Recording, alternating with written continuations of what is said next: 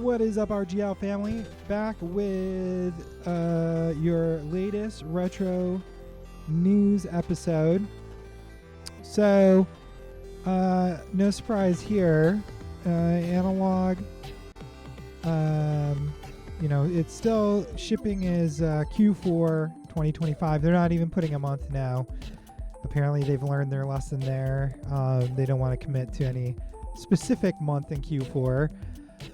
So, if you get it before December 31st, I guess count yourself lucky. You still can ask for a refund, and my understanding is typically they're good about it. I don't have a personal experience to go on for that. But yeah, I mean, I wouldn't blame you. Again, I was actually seriously considering it myself, but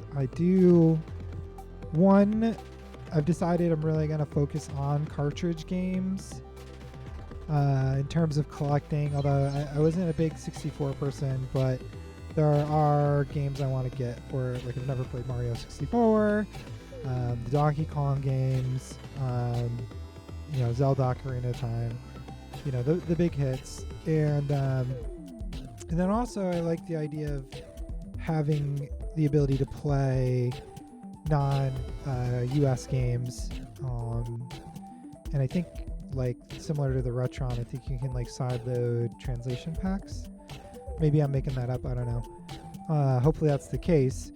So yeah, I think at this point that's my plan. I will say I would probably never purchase another console from them. I have the Duo, and now I have this. I have a Nintendo, I have a regular Nintendo, I've got the Retron, so I can't think of another console if they were to create, a FPGA version that I would want. The only thing I've tossed around is, like, if they did a version of the Polymega, maybe, because, it would be nice to be able to, like, I don't want to have a Dreamcast or a Pluto. So, and then it would be cool to be able to play, like, reproduction games for, like, PS2, or again, like, same thing, play, like, Japanese titles, non-US titles for PS2, PS1. So maybe if they did something like that. But yeah, I don't understand it. Like, I wouldn't consider them a cottage business anymore. I realize their product is still pretty niche, but they're definitely mainstream, and I know they've done pretty well with, like, the portables. They sell other things. They they sold out all the other consoles, like the Mega SG and the Super Nintendo, and if they were to restock it, they'd probably sell more of them, although they're pretty expensive. But yeah, I mean, I don't know, and maybe it is a cottage business still, but I would think they seem pretty mainstream, pretty well established at this point. So but at any rate, yeah, so moral of the story is Q4 2025, hopefully it doesn't turn into Jan 2026. If it did, you can see my surprise face right now. This is what it would look like, because I would not be surprised if that happens, but hopefully it doesn't, right? Let's be positive. Another thing, which I think I've talked about, maybe not super recently, is, I don't know if you remember, but Limited Run did a Rugrats game for the Nintendo.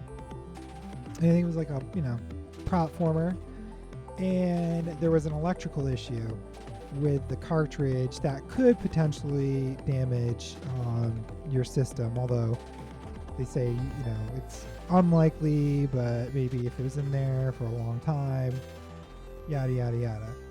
So I posted this article on my site, Retro Gamer Life, and February 23, and I think February 18 is actually when they sent an email to people to say like, hey, our game might break your stuff, so here's your options. Well, in September, so last month, I emailed their support and I asked like any update on this, right? Haven't heard anything. Pre-order, like my pre-order I think was April 14th is when I actually purchased it. So here we are a year and almost a half later. And no cartridge. So, or I guess not a functional cartridge, right? Because technically you did get a cartridge. It just might blow up your system. So here is a response from their support that says it's still in manufacturing and there's no ETA, which to me says it's not really in manufacturing. But what I don't understand, so I was saying with analog, like they're not, like, I mean, maybe it is, I don't know, but I feel like, are they just running out of somebody's garage still? Maybe for analog? Limited Run is not running out of, Josh and Doug's garage or like their 1-bedroom apartment that they were sharing, right? The Embracer Group bought Limited Run and they're $1 billion company, like licensed company. So I don't understand, how is the user experience not getting better? It's very frustrating. And to just show like, so you have this hasn't been resolved yet. They had the issue with the CD-ROM game D and some other things. I pre-ordered the Game Boy Advance game Sigma Star Saga. This is delayed. The original delivery date was November 24th to the 30th window. Now it's December 15th to the 31st, and that's assuming it doesn't push again. Also, the Ernest Evans and Annette Returns for the Sega CD. I did get this one, but so apparently its original shipping date was the 20th, between the 23rd and the 30th, and then I ended up getting this I think last week. And then a third delay with Doom 2. It was supposed to be October 24th to 31st. Now it's the end of the year. Like everything's pushing to the end of the year. And it's like, you can't blame tariffs because they had, people were complaining about how long it takes to get games from Limited Run before this whole tariff thing. So like, that's not an excuse. And then you might be able to say like, well, they were a new business. They didn't have the resources. It was just Josh and Doug and, a couple of friends volunteering on the weekends, whatever. But they're like, again, they got bought by a $1 billion company. So they are not, they're not some garage basement living at your mom's house project now, right? It's been a legitimate business. It is very much a legitimate business now. And, I was expecting like, oh, wow, like they're like big time now, right? Like they're sort of like first market. They worked hard. They were doing something no one else was doing. And, it's great. And it's like, this is the big payoff. And you would expect your experience to get better. And that is not the case. Everything is still being delayed. You have something not being manufactured correctly, or having issues with the manufacturing, and things still taking forever to produce, which I don't understand. You have other people, Retro-Bit, you have people who like do their own games, whatever. And they seem to be able to turn it around a lot faster than this company that has, basically unlimited resources compared to some of these smaller operations.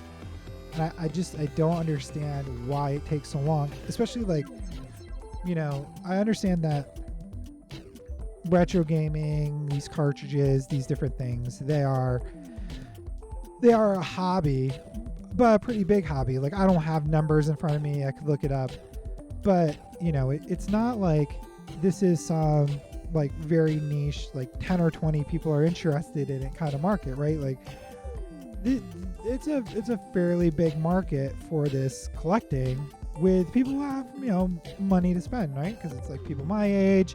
I have a career now. I have some spending money that I can invest in hobbies and different things. And so why, like, it's not, they're not having to spend all this money on ramping something up to print 10 things, right? Like, I mean, it's a mainstream thing. There are multiple businesses who produce these cartridges, like, and so why does it take a year still to manufacture a pre-order? It doesn't make any sense to me. And then Switches, they're memory cards. Why does it take so long? Like, if the game is ready, right? It's not like you're pre-ordering in the game and they're saying, oh, it's, there's still another year of development left. Like, supposedly the game is ready to put onto physical media and produce. So why does it take so long to get it onto what in essence is a memory card? Now, maybe that's how long it takes to get the licensing from Nintendo and stuff. I don't know, but there has to be a better way to turn this around faster. And then like PS5 and whatever, they're Blu-rays, right? Like, it's not some like magical thing. So I don't understand it. It's very frustrating. And especially for, like, again, a company of this size, I don't understand why it still takes so long to turn this around. Because when you do a pre-order, you're giving them your money, and then they just in essence have it interest free until they manufacture the product. Like, you could have that money, and then when it's ready, you're like, yeah, I would really like it, and then when it's ready, you could buy it. And that's, I guess, like a risk thing, obviously. But again, like, they are not a small company, especially like limited run specifically. They are not a small company anymore. So there is, to me, there's no excuse why they cannot deliver a better experience with this. They have the numbers, right? They have the history on like what their customers buy, when they do a pre-order, how many people commit, how many people, follow through. Like, they have all this data. So to me, I don't understand why there is not a tighter window around what they offer when it's manufactured and when it's delivered. And to be honest, like, I missed the Doom for the Super Nintendo. I didn't realize. And at first I was like, oh man, that sucks. I really wanted the controller more than anything. So hopefully that will still come to market. But at this point, I'm kind of like done with pre-orders. If I would rather pay, I don't want to pay double, but if I've got to pay an extra $20 or $30 at this point to get it on eBay, that's what I'm going to do, because I'd rather do that than just give somebody my money indefinitely, right? Like, I could put it in a stock, the stock could go up $200, right? I could make a $30 investment, it could turn into $200. Now I can have the game and another $170, right? Like, or whatever, you know what I'm saying, missed opportunity, right? Cost of opportunity and all that. So I honestly think at this point I'm really just like done with pre-orders, except for Retrobit, because Retrobit really makes a solid product, and I feel like their pre-orders don't take as long. And also Evercade, that's another one where those pre-orders are quick. Any of the Evercade stuff I've gotten, it's like 3 months and you get it really quick. So I would say Evercade, Retrobit, and then other than that, there's got to be like some kind of like consolidation or whatever. Like, I'm not into like canceling typically, but I definitely think when it comes to like business, you vote with your wallet, and I am voting to not support this nonsense of like taking a year and a half to produce something. I don't believe that is the best they can do. I don't believe it. I could be wrong, and but nowadays with technology, with the retro gaming, like the hobby market, with the number of people that are in that market, the number of people who are interested in this hobby, I just all of the resources that have come up around the hobby, I can't believe that that's the best they can do. So until then, I'm just turning the spigot off. I've got a few more things that are delayed. After that, I think I'm done. Like there's some Switch stuff they have right now, which would probably be cool.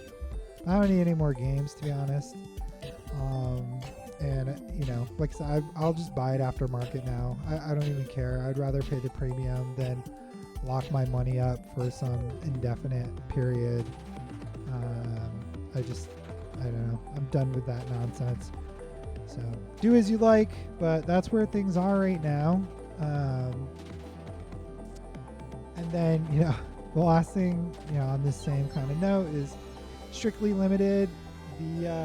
Those games that I got refunded are still in pre-order, with no target in sight for actually going to manufacturing. I did finally get a refunded for all my orders. Again, I had to go to their like parent company on LinkedIn, which is ridiculous. So I'm thankful that they were able to push Strictly Limited to get me my refund. But like the hoops I had to jump through, having to finally figure out like they have a parent company and then messaging that parent company on LinkedIn. I don't know if anybody else has pre-orders outstanding they want refunded. I don't know if my method would work. But if you do have pre-orders that you want to get refunded, because like me, it's been like 2 years and like they haven't even started manufacturing yet, then I would go the same route. So if you go to LinkedIn, I forget, what's your parent company name? I'd have to go back and watch my video. But you can just Google, search for Strictly Limited. Is it on here?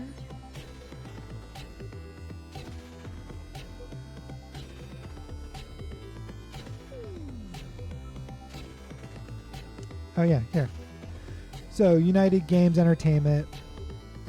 So if you go on to their LinkedIn and then messaging, and you'll be like, hey, I've been trying to get a refund. Now again, I've reached out to Strictly Limited support multiple times. So I would say, do things right. Email the support, tell them you want a refund, or ask for a refund. If they don't do it, or they're not responding, then message United Games, because like I had the tickets, I had the pre-orders, so you want to have that information so you can give it to them to show like you're not trying to like circumvent procedure, right? And then hopefully they can help push things so you can get your refund. But yeah, the other reason too is like I was saying before, Strictly Limited, because of the tariffs. So actually something attributable to the tariffs is shipping costs are way higher now from them, and I'm sure from other people, but because they're in the UK. So I probably wouldn't at this point order from them, just because the shipping would end up being like another 20-30% on top of everything. But obviously if you live over there, it might still be a good option. I just wouldn't order anything that I wouldn't pre-order anything. They have in-stock stuff. If they have something in stock that catches your fancy, I would say go for it. but I definitely wouldn't pre-order from them. I wouldn't pre-order from Super Rare, and then NN is like a licensing partner, right? Their games. So, but because Super Rare, people have said, same thing. They've had things on pre-orders for years, and like we have to. But if we keep buying from them, it's telling them it's okay to treat their customer like this. It's okay for us to give them the money for 2 years, and then and before they deliver a product to us, or a year and a half, whatever the case might be.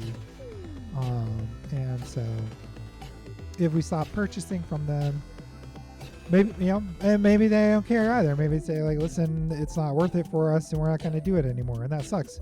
Hopefully somebody else will come up in their place and do a better job. But we can't keep giving permission by buying these products and then having people hold on to the money for a year and a half. To me, that's crazy. So anyways, I think that's everything I wanted to cover in this